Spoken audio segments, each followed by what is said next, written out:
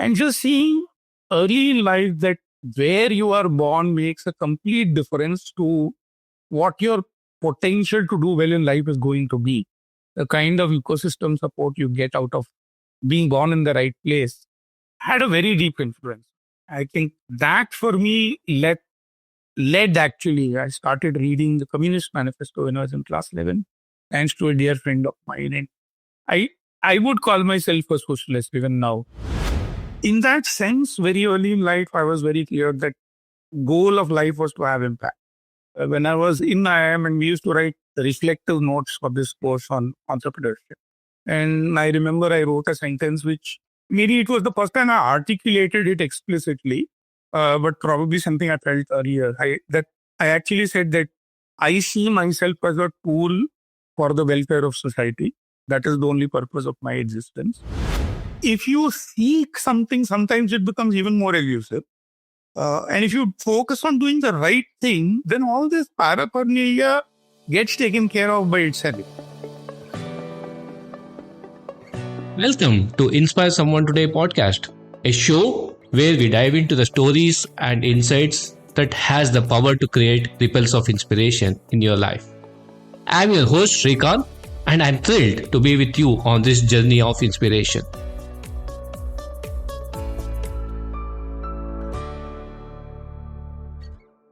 Listeners of Inspire Someone Today all across the globe, welcome back for yet another episode. Some people are driven not by applause but by cause. Our guest today is one such individual. A quiet force who has built his life around creating impact without ever seeking the spotlight. In a world that often celebrates the loudest voices, his story reminds us that true influence doesn't come always with titles, followers, or fanfare. What makes him remarkable is not scale of his work, but the consistency with which he has shown up, despite the rejections, the setbacks, invisible hours of effort. He proves that you don't have to be the most extroverted person in the room to inspire change. You just need conviction, resilience, and courage to stay the course. It's an absolute joy to have Venkat Krishnan on this episode of Inspire Someone Today. Welcome to the show, Venkat. Oh, thank you so much, Vikram. It's a pleasure to be here. It's a pleasure to hear you out. It's a pleasure to all of our listeners to get to see the man behind such a powerful impact that you're creating, Venkat. So lovely to have this conversation with you. So I want to kind of call this particular segment as the choices that shape life. And I want to kind of get started with my first question for you, Venkat, which is, who are the people or experiences that had a deep influence on your values? In terms of people, I think reading Gandhi's autobiography, The Story of My Experiments with Truth, was very, very significantly influential. I read it very early in life. I was in class 4 or something like that. And a very profound impact, especially the piece where he tells about where he told a lie in a flash and how that affected him later on, and he resolved not to speak the untruth anymore in life. That had a profound impact. There's this movie that I again remember which I saw when I was very young, called Do Aankhein Bara Haath, the V. Shantaram movie, black and white film from the 50s. And I must have been, again, under 10 years old when I saw the movie. It's a very powerful story of a jailer who takes consent to take 12 convicted life sentenced criminals to a reform place and works with them, and very powerful, very, very moving. And the end of the movie, he actually dies. The hero died. He sacrificed his life, but conviction that these people can be reformed and can become better people remained with him till the very, very end. So that was again a very, very powerful influence on me early in life. And finally, of course, the two big epics, Ramayana and Mahabharata, both of which I would have read at least 20 times each when I was in class 3 and 4. Rajagopalachari's version. Both had profound impact. The Mahabharata in particular, there are many quandaries or questions of dharma that you come across throughout that book, right? Whether it is Yudhishthira being asked to tell that lie about Ashwatthama being dead, or about whether Arjun can shoot Karna when he's trying to lift the chariot up during the war, or the whole conversation of Yudhishthir with the Yaksha when they are in their 1 year incognito period at the forest. All of these had very profound impact on me about like understanding what is the right thing to do in life and focusing on the right thing to do, as opposed to what benefits you or what is the most convenient thing to do. You remind me of a wonderful title written by Gulchar and Das, The Difficulty of Being Good. Yeah. So that There's is it on the Mahabharata, actually. It yes. is on the Mahabharata. Brilliant. So with that kind of an backdrop, with that kind of an influences that you had, how did your schooling or your graduation had an impact on you? What was those influences? What were the choices that you made later on? So I think very early in life, class 5 to 10, actually in school, I went to a school called Airport High School, which was a very interesting mix of children. Unlike today's schools, this was a government aided school. So we had a very diverse set of children from slums and children from well-to-do families all coming to the same school. I think that had a very profound impact on me because I would go and play with my friends at their home. They would come to my home, etc. So I would go to a friend's house where in those days, I'm talking of the early 80s, there were some homes in slums where they still didn't get electricity 24/7 in Bombay. And therefore, they would have to struggle to study in the night. They could not because there was no electricity. Or their mother would send us to get 10 paise ka tel, 10 paisas oil. And oil and sugar were luxuries that were bought only when there were guests at home. It was not part of their daily routine. And on the other hand, I would go and play with friends who lived in what in those days in Bombay was a luxury 2 and 3 bedroom houses with, VCRs and 2-in-1 cassette systems, which were the ultimate luxuries of those days. And we would go to play and we would get the choices of cream biscuits, which were also a luxury in those days. And just seeing early in life that where you are born makes a complete difference to what your potential to do well in life is going to be. The kind of ecosystem support you get out of being born in the right place had a very deep influence. I think that for me led actually, I started reading the Communist Manifesto when I was in class 11, thanks to a dear friend of mine. And I, I would call myself a socialist even now. Although I would call myself a socialist who believes in market forces, which is kind of like a paradox of sorts. But this thing about the need to build a society which is more equitable, where everybody gets a fair chance to do well in life, is something that I still feel very, very strongly about. During the later days of school, class 11, 12, and 10, 11, 12, and college, I think I got a lot of exposure to being entrepreneurial. So that again was a very deep influence on me when I was in college. A group of us got together. We set up a road track club in our college. We did a whole bunch of very innovative things there. We convinced our college professors to encourage extracurricular activities and went on to participate in a lot of intercollegiate competitions. We, in fact, won Mood Indigo All India at IIT Bombay, then went to Kharagpur IIT and did a whole bunch of interesting things like that. So that left me with a very strong entrepreneurial streak. And I think that was also a very, very big influence. In IIM, I would say there was one influence, which was Professor Anil Gupta, very deep influence on me, who very deeply encouraged my interest in looking at society through the lens of what is fair to everybody, how do you build a more just and equitable society, etc.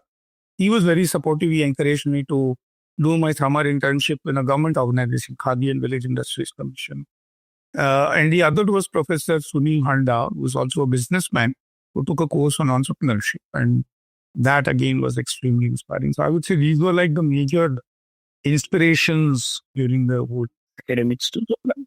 So it looks like the books you read, the company that you have around, and the individuals that kind of walk you through some of these definitely plays a very, very pivotal role. Absolutely, absolutely. I think you can't overstate the importance of finding the right mentors, the right friends, the right company to keep. And the right company, I would say, also from the sheer diversity of company, right? That I think especially when in early ages, if we are able to surround ourselves not by people who are like us, but by a wide different array of people who are different from us, you actually learn a lot. That's a great call out. And What was the turning point? You did mention about a couple of instances. Was there a specific turning point where you chose significance over success? I said two things there, Srikanth. One is that I think success, it depends on how you define it, right? And so I think the way I define success, significance and success become the same. Actually, your impact and success become the same. I think that choice that I wanted to make a difference was very, very early, right? Maybe early teens, during my school days itself, which is what led me to read the Communist Manifesto and books around that and different. There's a gentleman called Kumarappa who wrote a beautiful book called Gram Swaraj. He was a Gandhian. Reading about Vinoba Bhave's Bhudan movement, all of those kind of things happened very early in life. And even Vivekananda, very profound writings by him, reading stories about Madan Mohan Malviya going literally door to door and raising money to set up Banaras Hindu University. Some of those things had a very profound impact on my life. I think in that sense, very early in life, I was very clear that goal of life was to have impact. When I was in IIM and we used to write reflective notes for this course on entrepreneurship. And I remember I wrote a sentence which maybe it was the first time I articulated it explicitly, but probably something I felt earlier. I actually said that I see myself as a tool for the welfare of society. That is the only purpose of my existence. And therefore, my choices have to be determined by the best use of this tool and nothing else. Not by what will preserve the school longer, what will the tool enjoy doing. My needs, my preferences, my likes are the most inconsequential in decision making. And what will have a greater impact on society is the most important factor for me to decide what I will do. So that's so beautiful. In one word, has kind of summarized so much that people take a lifetime to figure it out, which was goal of life is to have an impact. And for a 20-year-old to have this kind of a clarity is not the easiest thing. So what made you or how did it shape that kind of sense of clarity for you? I would just say gratitude to everything, right? And that's the thing about being born in privilege. I mean, I was born in a middle class family, so we never had to struggle to survive, right? I mean, and I was born the last child in the family, so third youngest. And so I had the privilege of having the opportunity to read a lot because I could read books that my elder brother and sisters were reading. I got to do maths 2 years ahead of class, etc., all of that. And so that entire support ecosystem at home, at school, my friends, one of my friends, Jatin, is now a professor in Germany, the guy who introduced me to socialist thinking. And he gave me a lot of books to read. So, Dostoevsky, Crime and Punishment, which I read when I was in class 12, where he has this very beautiful line. He says that crime is often a reflection of the inequities of society, which again, make me think very differently about this. And so I think books, talking to people, the kinds of social circle, like throughout my childhood and throughout even my college days, undergraduate college days, I always had friends who came from the entire social spectrum. I mean, we probably never knew a billionaire when I was a child, but from very wealthy people to very poor people. That I think had a very, very important role in shaping what I became. That's wonderful. That spectrum definitely has had an impact on you. And for somebody who has done so much, has created so much of an impact, doesn't want to be in the spotlight. And you call yourself as, I'm a bit of an introvert. I don't think your work kind of talks about it, saying that you are an introvert. You have kind of done fantastically well. But again, for the benefit of a lot of our listeners who feel that, okay, I'm an introvert, so hence I cannot contribute that much. Hence I cannot come to the spotlight. I would want to kind of get your perspective on some of these things, Venkat.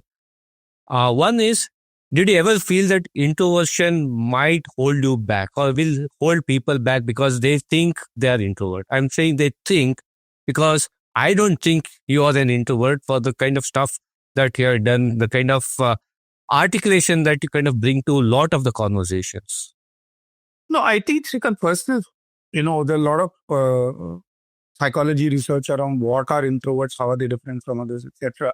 So Introverts are not necessarily hesitant or shy to talk when they're talking about their work, or they're talking about something significant, important, or meaningful. They are terrible when it comes to casual conversations, superficial conversations, etc. I am a deep introvert, actually, not a little bit. And with age, my introversion has been growing. When I started off early, in the early days of GiveIndia, etc., I think the passion for the work I was doing helped me overcome the introversion because I had to go out and meet tons of people every day to sell the idea itself, to get people excited about it and all of that. And I think that being an introvert doesn't come in the way of that. If you're deeply passionate about something, you figure out ways to, pull yourself out of the cave and go out there and do whatever you need to do. I have seen a lot of others who have been introverted and who've gone on to do very well in life. In fact, I think a lot of tech nerds would in generally be introverted. My suspicion is people like Bill Gates and, some of the others would, if you assessed, would find them to be introverted and they would have still gone on to do well in life. In today's world, one of the positives is digital media, whether it's emails, messaging, social media, etc. It allows introverts to communicate much more freely because the introvert's problem is not in communicating. The introvert's problem is in having to recognize social cues, not having them. You may reflectively say something and then regret it, etc. kind of stuff. Well, email, social media allows you time to reflect and respond. So you're able to overcome those weaknesses. I think in many ways today, the world is not so bad if you're an introvert. You can get along. Having said that, I think it is not a virtue that you should wear on your sleeve. I think if you are an introvert, I would say don't look at it as a virtue, celebrate it. Accept it that that's what you are. There's no need to be apologetic about it. But to the extent you can, I think we should try and go out and meet as many people as we can because that's where we learn the most. I think the big area that introverts like me suffer from is because we don't interact so much with people, we tend to lose out on a lot of learning opportunities. I think to the extent you can try and overcome that. I think throughout my youth, one of my biggest advantages was that I used to travel by local trains in Bombay. And those local trains are crowded. You can sit quietly in one corner, but you will overhear so many conversations. You will see so many people talking to each other about their everyday lives, their work, their homes, their families, etc., that you get that exposure, even if you are not actively participating. But I think in today's, especially the social media world, where everybody is tied to their devices, I worry that a lot of borderline people who are neither introverted nor extroverted, will tend to become more and more introverted. And I think it's important to recognize that as a limitation rather than as a strength. And to see if there is an opportunity for people to overcome their hesitance to meet strangers. Like yesterday, coincidentally, I just saw a reel that there was this lady who was being interviewed somewhere in. She was asked if there is one thing you would want to tell millennials to do differently, what is it? And she says, go out and meet strangers. And I thought it was a very powerful idea. I think there's also this very quiet movement that is going on, which is called as the power of quiet leaders. Why introverted person can also kind of be very, very influential personalities in their own right. Yeah, I think one of the challenges is we're trying to build stereotypes around everything, right? Like there will be a stereotypical assumption that introverts are more deep thinkers or more deep people, etc. But it's not true that all extroverts don't think deep. I know quite a few extrovert friends of mine were extremely deep thinkers as well. So I think introversion, extroversion is just something that you learn about yourself and accept. I think if you obsess about it too much, then, you waste too much energy saying, why am I like this? Instead of wasting that energy on it, just accept that I am like this and put that down and say, how do you make the most of it? Right? I mean, identify your strengths, identify your areas of weakness. Surround yourself with people who will help you overcome your weaknesses and leverage your strengths to the fullest. To a large extent, Venkat, I feel we are all more ambiverts than either of this. Because if the situation demands, the extrovert quality will kind of come up without you realizing about. Like you said, if you're passionate about something, you might label yourself as an introvert, but in that situation, you act as an extrovert. Correct. Absolutely. Fantastic. Any tips for people? I think we did touch upon some of those elements, but any tips on people who feel that they're labeling themselves as introvert? What would you tell them if they had to step out into leadership roles, if they have to step out of their own comfort zone to do things for them to feel who they are? Yeah. No, I think two, three things. First, I'll repeat again. First and most important, accept what you are and don't feel bad about it. I think I don't regret that I'm an introvert at all. At the same time, I don't think it's something that I wear as a chip on my shoulder or feel very cocky about. It's what I am. First simple as that. Second is to surround yourself with people who are very complementary strengths. Not just on this introversion, extroversion, but everywhere. Like, I mean, I'm very deeply analytical as a person myself, but I like to surround myself with people who are deeply empathetic because that balances out my analytical tendencies with the right brain that I often lack in my work, right? Similarly, I surround myself. So, in fact, when I'm hiring for most positions nowadays, I look for extroversion as a quality to hire people because that helps balance out my introversion and therefore they become my eyes, ears, hands, and legs in helping me reach out to people, talk to them, etc. So I value that and that helps me overcome. Last, I would say is Peter Drucker used to say this that the biggest mistake we make in organizations is we focus on identifying people's weaknesses and helping them improve. And he says that that's a mug's game. The right thing to do is to focus on people's strengths and help them achieve the most we can with that. And find others to help overcome the weaknesses, right? Others whose strength is in those areas where have weakness. That I think is very Great. Thanks for that. Now let's get to the crux of who Venkat is. Venkat is known for a lot of good stuff that is happening in the country, the Give India platform, DaanUtsav, all of it. But what was intriguing to me, Venkat, was you focused on not creating an NGO, but you focused on creating platforms of scale, platforms of size. Why did you choose that path? So I kind of go back to that original thing I said earlier, right? That I always look at myself as a tool. So I may enjoy working with children or teaching or whatever it is, but I don't think, and you know, we remember that Ikigai, which has those four cells of which one is what do you enjoy the most. But I think if, in my case at least, what will have the highest impact is so important to me that I can do a lot of what I don't enjoy. I'm able to do a lot of what I don't enjoy because what I enjoy the most is being able to see the impact that one is able to create. And so for me, in a sense, the idea of a platform, it wasn't that I said I want to build platforms necessarily as a goal.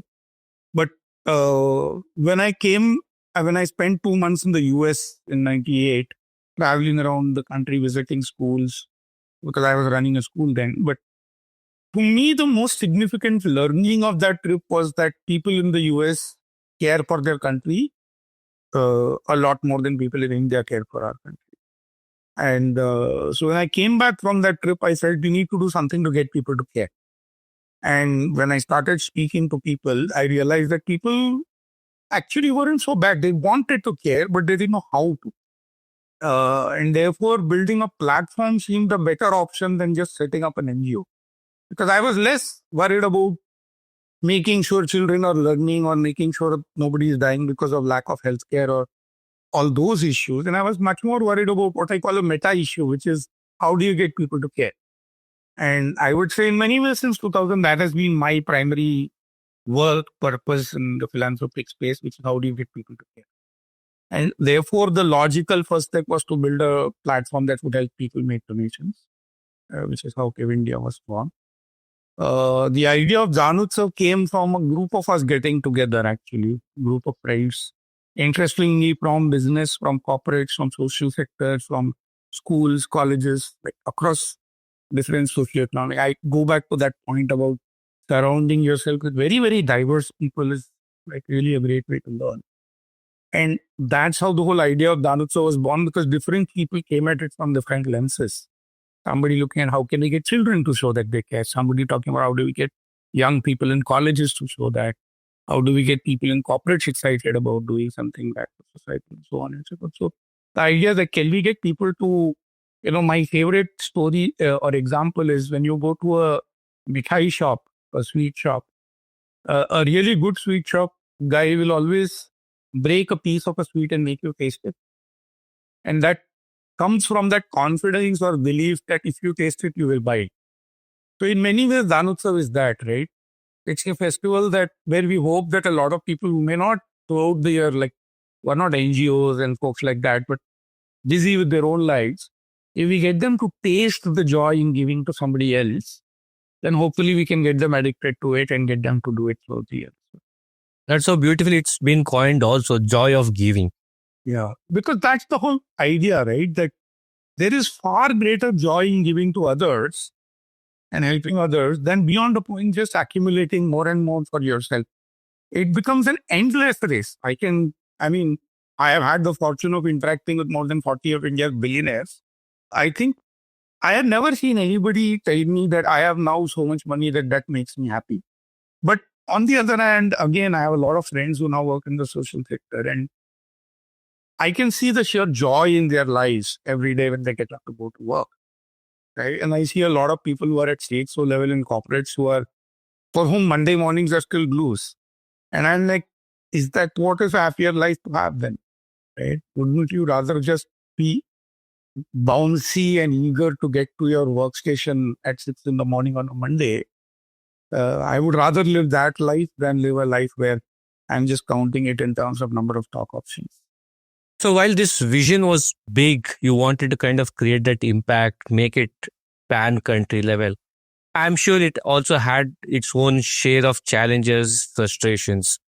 Was it very hard to convince people to get onto the bandwagon? What was some of the challenges that you had to overcome? Initially, a little yes in GiveIndia. I think firstly because the concept didn't exist. Internet itself was very, very new in India in 2000. And to tell people that we will build a platform where people can come and donate to a cause of their choice, people found it difficult to believe that something like this could work. Remember, this was before Flipkart and Amazon and any of the e-commerce platforms even existed in India. Yeah, so before even an e-commerce marketplace exists or a business marketplace exists, to think that a philanthropy marketplace can work, people thought that idea was way too ahead of its time and it was difficult to get people on board. But luckily, we had a whole bunch of people supporting us.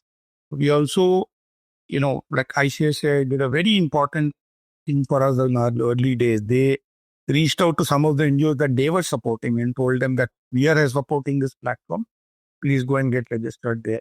Second is, I think, all said and done, having an IIM degree gives you, people tend to often impute credibility and respect to you, even without evidence. In that sense, that degree helped. I got access to a lot more people who were more willing to help, be more supportive and so on. So I think it was just difficult for a year, maybe at most. Then we got lucky and things went well. The other thing that happened was in January 26, 2001, the Gujarat earthquake happened, right? Not a very happy situation. We were based in Ahmedabad at that point of time, right? But in those days, we raised almost 1 crore online within a few days. Our server crashed, all of those things happened. And I think for the first time, people saw that people really give online. So that made a big difference. Venkat, if an young change maker is listening to this conversation, what's one lesson from your journey they should hold on to? I would say put the cause first, your organization second, and yourself last. Beautiful. It's very counterintuitive sometimes, So, for example, very early 2002, I remember in one of our board meetings in India, I was talking to our board. I took a decision that I will never accept any awards in my life. Any awards, any recognitions, nothing. Right. So I've been offered a lot of them, but I've declined all of them. I think you were fortunate enough to build an organizational brand very early in life. And so I said that I would rather let the organization's brand get built so that it's able to achieve more through that. My personal branding is unimportant. Like I said, I am the most insignificant part of my life. So in any case, that doesn't matter. And then over a period of time, I realized that if you genuinely want to have impact, then you have to even put your organization one level below the impact. Because what tends to happen often, a lot of criticism around why nonprofits don't collaborate, etc. I find more often than not, it's either individual egos or what will my organization get out of this that comes into the way. Because even nonprofit leaders are not able to put the cause above their own organization. Sometimes it's, of course, because of deep ideological differences and all of this. But I think very often, non-trivially often, it's because people are worried about my organization, myself, my brand, and those kind of things. Who will be seen as the leader of this collaborative, for example? As if that matters. Who cares? Right? Shouldn't we be focused on what can this potentially achieve? And so I believe that use visibility, recognition, appreciation as currency that you can leverage to accomplish more. So if I can offer somebody more visibility in exchange for creating greater social impact, and I take lesser or zero visibility in exchange, I am very, very happy to do that, because at the end of the day, the only objective function I am maximizing for is what is the impact. Trust me, I found that it's very weird that, like, the fact that I have avoided all awards, all recognitions, all of those things, and yet not something that I want also, but I am well known. I mean, anybody who needs to know me knows me. There are actually 30 of India's 150 billionaires who will know me by name. Can't say that for many social leaders of this country. Most social sector leaders will know me by name. It's not, I don't care about it, but I'm saying that if you seek something, sometimes it becomes even more elusive. And if you focus on doing the right thing, then all this paraphernalia gets taken care of by itself. No, that's so very true. I think if you're focused on impact, if you're focused on what you want to do without worrying about the wells and whistles around it, it will happen eventually. If the work is so good, there is a quote, be so good that they can't ignore you. And Venkat, I'm sure in this particular chosen path that you have had, you have probably heard more no's than in yes to start off with. Probably today might not be the situation, but when you started off it was more no's than in yes. And for somebody young who was starting, this might be kind of a discouragement. So you're saying that, look, I have a vision, I have a goal, but I don't see people supporting me. How did you deal with that kind of a situation? What do you recommend people to do with when they are up on a cause? It's just not a social sector kind of thing. It can happen to anything, right? How do you deal with those kind of rejections? What a remarkable journey so far. The story of a man who chose purpose over prominence and built India's giving movement one thoughtful act at a time. From the quiet power of introversion to perseverance, it takes to build trust in a space where belief is the only currency. Venkat's story reminds us that change often begins in silence and spreads through conviction. But this story is only half. Get back for the next part of this conversation where we talk more about the making of DaanUtsav, the spirit of not giving up, and much, much more. Thanks for listening, my dear listeners.